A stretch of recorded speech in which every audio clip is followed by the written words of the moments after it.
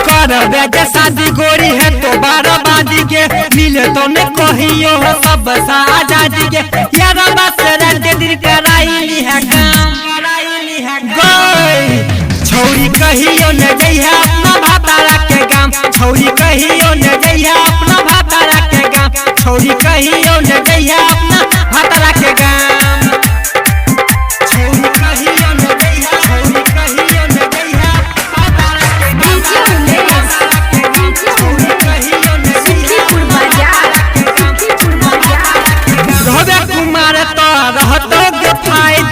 मेहरा में माजा मिनटों के ज्यादा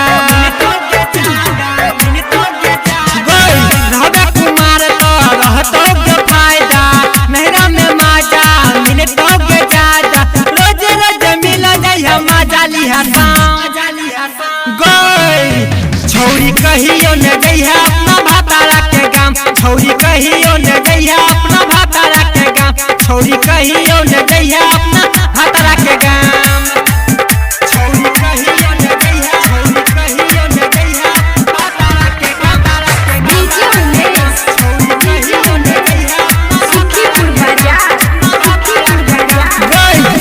ससुर के रहतो न टेंशन पूरा बदन तोहर करतो गे टन टन ससुर के रहतो न टेंशन पूरा बदन तोहर करतो गे टन टन गोविंद गोरैया के लिख लिहा ना गई